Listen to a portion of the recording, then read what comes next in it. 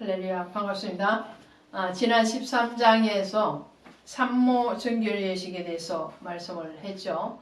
자, 그래서 레위기는 제사 제도, 그 다음에 우리 일상에서 이루어지는 모든 삶 속에서 거룩과 성결에 대해서 말씀을 하고 있죠. 나중에는 이제 절기 문제까지도 언급이 되어질 텐데요. 자, 11장에서 나온 것이 정한 음식, 부정한 음식, 그죠? 먹어야 될 거, 먹지 말아야 될 거. 12장에서는 아이를 낳은 산모의 정결 기간에 대해서 말씀을 했는데 13장, 14장에 오면은 문둥병 환자들이 발생했을 때에 그 문둥병 환자들이 어떻게 하면 정결을 받을 것인가에 대해서 말씀을 해요. 자, 음식의 문제도 아이 출산의 문제도 오늘 문둥병 환자의 규례에 대해서도 한마디로 하면은 하나님의 거룩한 백성으로서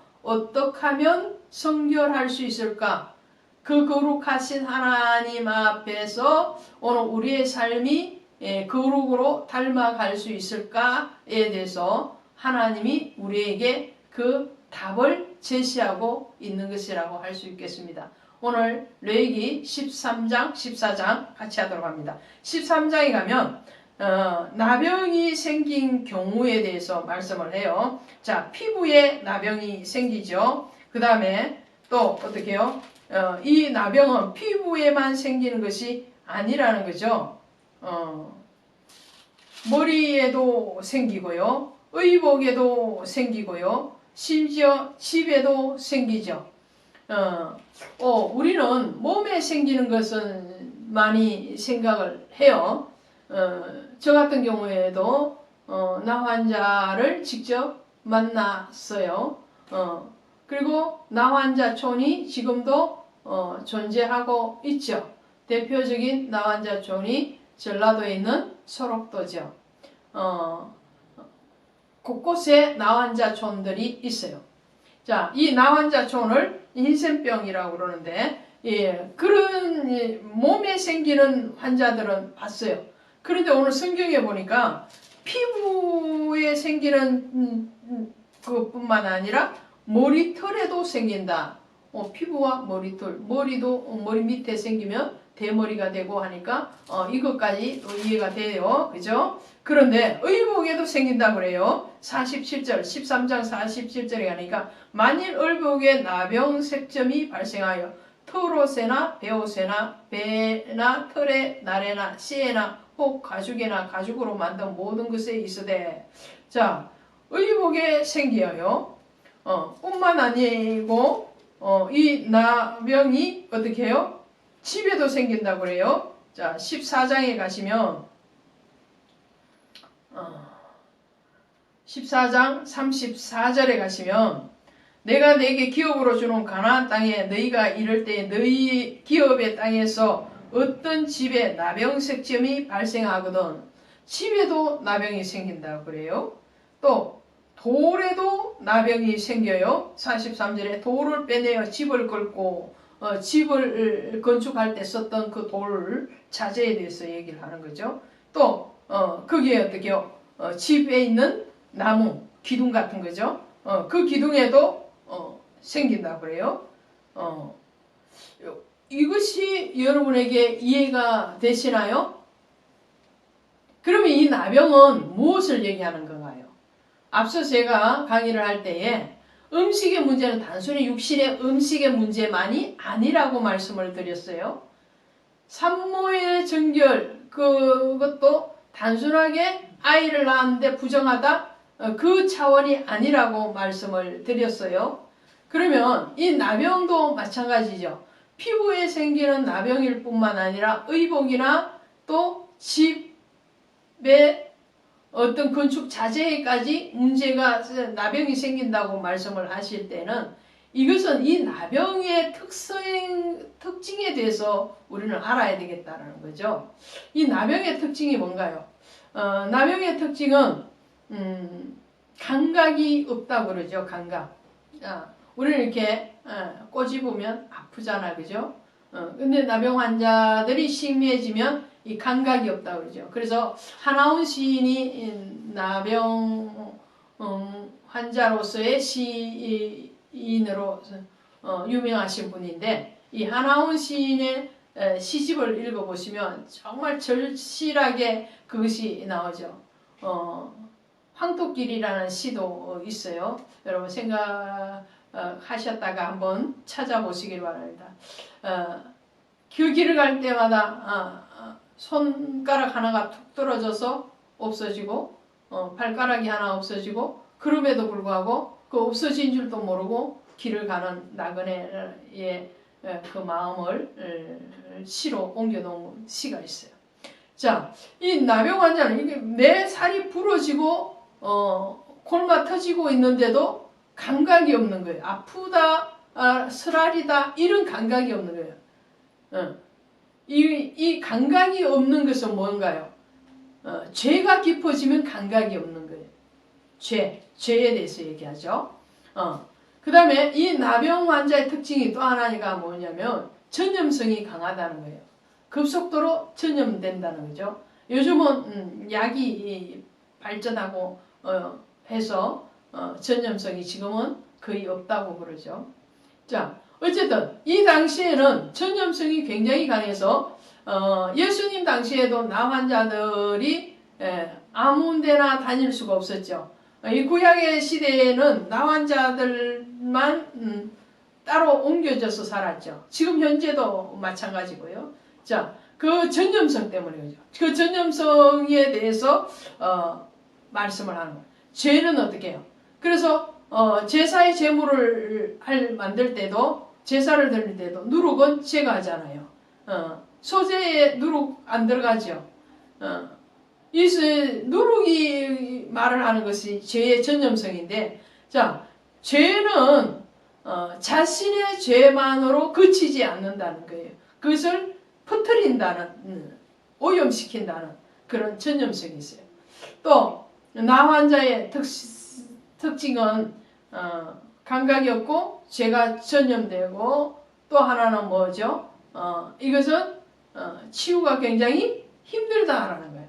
죄를 치유하기는 굉장히 힘들다라는 거죠.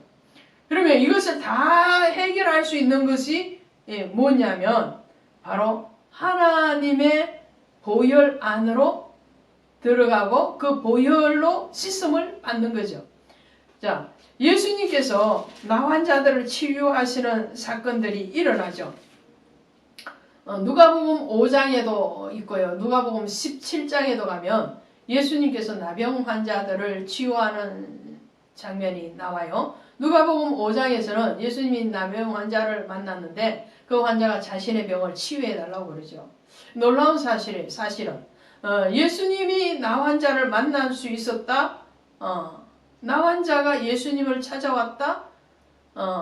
보편적인 당시에 이 나 환자가 격리되었다고 그랬잖아요.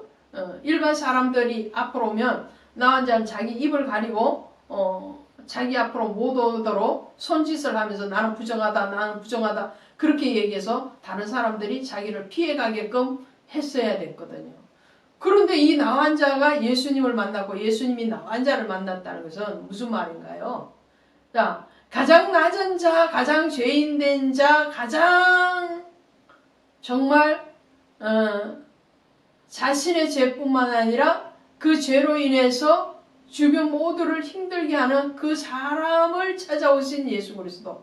그래서 하늘의 보좌를 버리시고 친히 가장 낮고 낮은 죄인의 모습으로 오신 예수 그리스도에 대해서 말씀을 하시는 거죠. 누가복음 5장에서는 이 나 환자에게 예수님이 말씀하셨어요. 제사장들에게 가서 내 몸을 보이고 깨끗함을 받았음을 입증해라.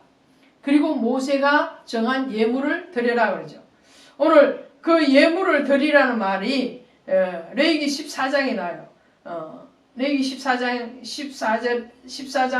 3절에 가시면 3절 제사장은 진영에 나가 진찰할지니 그 환자에게 있던 나병 황부가 나았으면 제사장은 그 정결함을 받은 자를 위하여 명령하여 살아있는 정결한 새 2마리와 백향목과 홍색질과 우슬초를 가져오게 하고 제사장은 또 명령하여 그새 하나 흐르는 물 위에 질그릇 안에서 잡게 하고. 자, 이렇게 쭉 나오죠.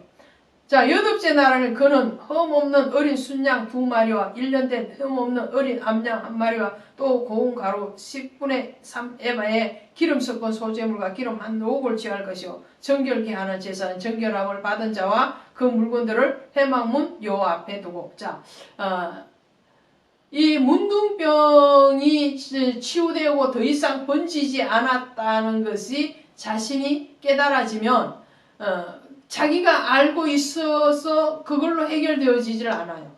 그것을 어떻게 해요? 제사장에게 가서 보여고 진찰을 받아야 돼요. 그리고 제사장으로부터 너는 확실히 이제 치유받았다라는 판결을 받고 정한 예물을 드려서 속죄제를 드려야지 이제 자유의 몸이 되어서 가정과 사회로 돌아갈 수 있었어요. 자, 그래서 예수님께서도 문둥병 환자에게 제사장에 가서 내 몸을 보이고 깨끗함을 입증받고 모세에 정한 예물, 자, 오늘 이를테면 비둘기나 고운 가루 에바나 암양이나 숫소나 이런 것들을 드려서 속죄함을 받으라고 말씀하죠. 그리고 누가복음 17장에 가면 10명의 나병 환자가 예수님 앞에 나옵니다. 예수님 앞에 한 명도 아니고 10명이 무리를 지어서 나오는 거예요. 감히 문둥병 환자들이 어떻게 무리를 지어서 일반인에게 갈 수 있겠어요? 사람의 제사장이라면, 사람의 대제사장이라면 이 나병 환자가 감히 그 대제사장 앞으로 나갈 수가 없었겠죠. 근데 하늘의 대제사장이신 예수님 앞에 이 나병 환자들이 옵니다. 왔을 때 예수님께서 뭐라고 그러냐면 제사장들에게 가서 내 몸을 보이라고 해요. 근데 뭐 보이러 가는 도중에 나 환자들이 다 치유함을 받아요. 아직 제사장에 가지도 않았어요. 근데 제사장에 가는 도중에 다 치유를 받고 그들 중에서 한 명이 돌아와서 예수님께 감사해요. 그 한 명이 바로 사마리아인이었어요. 그래서 그 사마리아인에게 주님이 말씀하시죠. 내 믿음이 너를 구원하였다. 그러시면서 하시는 말씀이 9은 어디 갔느냐. 치유함을 받은 사람은 10명인데 9은 어디 가고 너만 왔느냐라고 말씀하세요. 자, 이 나 환자의 발생 그리고 치유의 과정을 통해서 오늘 우리 안에 죄가 누구로 인해서 치유함을 입어야 되고 또 받을 수 있는가에 대해서 말씀을 하고 있죠. 누군가요? 대제사장이시오 참 제사장이신 예수님만이 우리의 모든 죄의 문제를 해결하실 수 있다라는 것을 말씀하죠. 우리 스스로 죄의 문제에 대해서 해결되어지는 것이 아니고 우리의 안에서 일어나는 나 환자의 그 문둥균처럼 우리 안에서 죄가 날마다 발생이 되어지잖아요. 그 죄의 발생이 멈춰지지 않는다는 거예요. 오늘 한 시간을 거룩할 수는 있을 수 있으나 온종일 거룩할 수가 없고 온 인생이 거룩할 수가 없다라는 거예요. 날마다 누룩과 같이 내 안에서 발생 피어오르는 그 균들을 누구의 이름으로 씻음을 받고 누구에게 감사해야 되는가라는 거예요. 그 주님만이 그분만이 우리를 고칠 수 있다는 거죠. 그분만이 고칠 수 있고 그분 앞에 고침 받음에 대해서 인정하고 고백했을 때에 오늘 우리는 육적인 병에서 노임을 받을 뿐만 아니라 영적인 구원을 이루는 그 생명의 자리에 간다는 것을 말씀을 하고 있죠. 자, 14장 14절 가시니까 제사장은 그 속건 제물에 피를 취하여 정결함을 받은 자의 오른쪽 귓부리와 오른쪽 엄지손가락과 오른쪽 엄지발가락에 바를 것이요. 자, 이 말씀이 어디에서 나왔던가요? 레위기 8장의 제사장 위임식을 할 때에 속죄 제물을 피를 취하여서 제사장의 오른쪽 귓부리, 오른손 엄지손가락, 오른발 엄지발가락에 발랐죠. 그 의식을 지금 누구에게 해주느냐 하면은 문둥병에서 치유함을 받은 그 환자에게 해주는 거예요. 이 말씀은 무슨 말인가요? 자, 오늘 우리가 우리의 죄의 문제가 해결되어지지 아니하면 영적인 제사장의 사명을 우리가 감당할 수가 없다라는 거죠.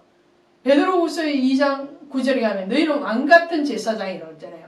왕같은 제사장이 원래 누구였는가요? 바로 예수님이죠. 예수님이 왕같은 제사장이신데 그 왕같은 제사장 앞에 치유함을 받은 자가 또 예수의 이름으로 제사장적인 사명을 감당해야 된다는 것을 말씀을 하고 있죠. 그러니까 이 13장 14장에 나오는 이 문둥병의 규례는 단순히 우리가 알고 있는 흰센병 환자들의 규례가 아니라는 거죠. 물론 1차적으로 그들의 규례의 한 방편이 되겠지만 진정한 의미는 오늘 우리가 영적인 문둥 환자와 같은 존재이므로 오늘 우리가 그리스도 앞에 대제사장이신 그분 앞에 나와서 치유함을 받아야 되고 그분의 치유함에 대해서 고백하고 인정하고 감사할 때 우리는 예수 그리스도의 제사장적인 사명을 감당하는 자리로 주님께로부터 다시 파송을 받게 된다는 것에 대해서 말씀을 하고 있습니다. 오늘 이것이 저와 여러분에게 주신 주님의 사랑이라는 것을 감사합니다. 고맙습니다.